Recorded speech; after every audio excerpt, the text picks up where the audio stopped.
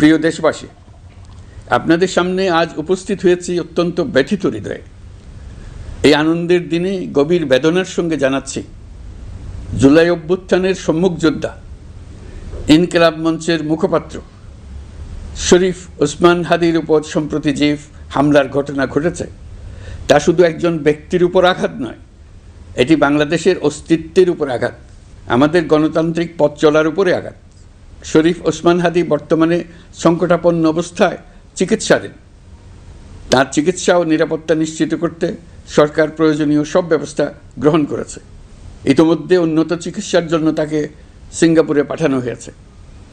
আপনারা তার জন্য মহান আল্লাহ তাআলার কাছে অন্তরের অন্তঃস্থল থেকে দোয়া করুন। সরকার এই ঘটনাকে অত্যন্ত গুরুত্বের সঙ্গে দেখছে।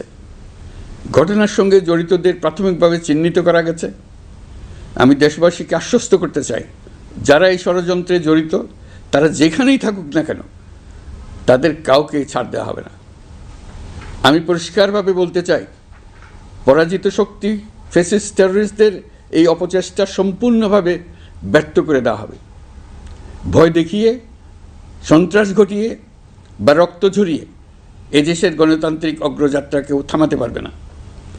আপনাদের প্রতি আহ্বান জানাই, সংযম বজায় রাখুন, অপপ্রচার বা গুজবে কান দেবেন না।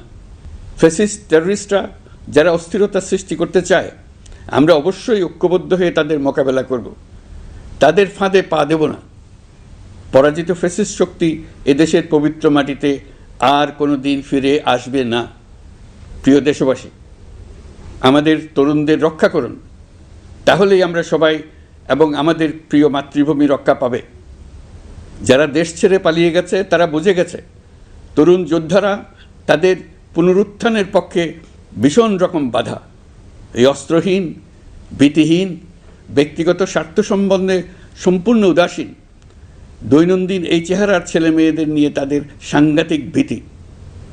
তাদের লক্ষ্য হলো নির্বাচন আসার আগেই পথের এই বাধাগুলো সরিয়ে ফেলা, নিজেদের রাজত্ব আবার কায়েম করা। তাদের বন্ধুরা যতদিন তাদের সঙ্গে আছে ততদিন তারা এই স্বপ্ন দেখবে। নির্বাচন হয়ে গেলে তাদের বন্ধুরা সমর্থন জোগাতে বেকায়দায় পড়বে। সেজন্যই তো এত তাড়াহুড়া। তারা চায় নির্বাচনের আগেই তাদের ফিরে আসা নিশ্চিত করতে। নানা ভঙ্গিতে এটা তারা করবে। এই চোরাগুপ্তা খুন করার যে উদ্যোগ, তার একটা রূপ। আরও কঠিনতর পরিকল্পনা নিয়ে তাদের প্রস্তুতি আছে। দেশের সবাইকে জোর গলায় বলতে হবে, আমরা তরুণদের রক্ষা করব। এখানে পুরনো আমলের দাসত্ব মেনে যারা আছে তাদেরকে দাসত্ব থেকে বের হয়ে আসতে হবে।